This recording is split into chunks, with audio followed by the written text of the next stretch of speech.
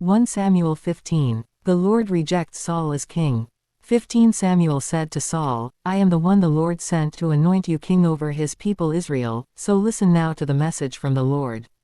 This is what the Lord Almighty says, I will punish the Amalekites for what they did to Israel when they waylaid them as they came up from Egypt.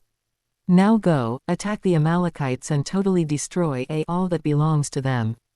Do not spare them, put to death men and women, children and infants, cattle and sheep, camels and donkeys. So Saul summoned the men and mustered them at Telem, 200,000 foot soldiers and 10,000 from Judah. Saul went to the city of Amalek and set an ambush in the ravine. Then he said to the Kenites, Go away, leave the Amalekites so that I do not destroy you along with them, for you showed kindness to all the Israelites when they came up out of Egypt. So the Kenites moved away from the Amalekites. Then Saul attacked the Amalekites all the way from Havilah to Shur, near the eastern border of Egypt. He took Agag king of the Amalekites alive, and all his people he totally destroyed with the sword. But Saul and the army spared Agag and the best of the sheep and cattle, the fat calves and lambs, everything that was good. These they were unwilling to destroy completely, but everything that was despised and weak they totally destroyed. Then the word of the Lord came to Samuel, I regret that I have made Saul king, because he has turned away from me and has not carried out my instructions. Samuel was angry, and he cried out to the Lord all that night. Early in the morning Samuel got up and went to meet Saul, but he was told, Saul has gone to Carmel. There he has set up a monument in his own honor and has turned and gone on down to Gilgal. When Samuel reached him, Saul said, The Lord bless you. I have carried out the Lord's instructions. But Samuel said, What then is this bleating of sheep in my ears? What is this lowing of cattle that I hear?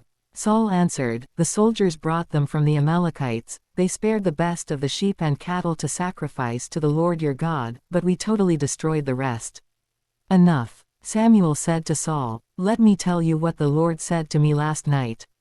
Tell me, Saul replied. Samuel said, Although you were once small in your own eyes, did you not become the head of the tribes of Israel? The Lord anointed you king over Israel. And he sent you on a mission, saying, Go and completely destroy those wicked people, the Amalekites, wage war against them until you have wiped them out. Why did you not obey the Lord? Why did you pounce on the plunder and do evil in the eyes of the Lord? But I did obey the Lord, Saul said. I went on the mission the Lord assigned me. I completely destroyed the Amalekites and brought back Agag their king. The soldiers took sheep and cattle from the plunder, the best of what was devoted to God, in order to sacrifice them to the Lord your God at Gilgal. But Samuel replied, Does the Lord delight in burnt offerings and sacrifices, as much as in obeying the Lord? To obey is better than sacrifice, and to heed is better than the fat of rams. For rebellion is like the sin of divination, and arrogance like the evil of idolatry. Because you have rejected the word of the Lord, he has rejected you as king. Then Saul said to Samuel, I have sinned. I violated the Lord's command and your instructions. I was afraid of the men and so I gave in to them. Now I beg you, forgive my sin and come back with me, so that I may worship the Lord. But Samuel said to him, I will not go back with you. You have rejected the word of the Lord, and the Lord has rejected you as king over Israel. As Samuel turned to leave, Saul caught hold of the hem of his robe, and it tore. Samuel said to him, The Lord has torn the kingdom of Israel from you today and has given it to one of your neighbors, to one better than you. He who is the glory of Israel does not lie or change his mind, for he is not a human being, that he should change his mind. Saul replied, I have sinned. But please honor me before the elders of my people and before Israel, come back with me, so that I may worship the Lord your God. So Samuel went back with Saul, and Saul worshipped the Lord. Then Samuel said, Bring me Agag king of the Amalekites. Agag came to him in chains. And he thought, Surely the bitterness of death is past. But Samuel said, As your sword has made women childless, so will your mother be childless among women.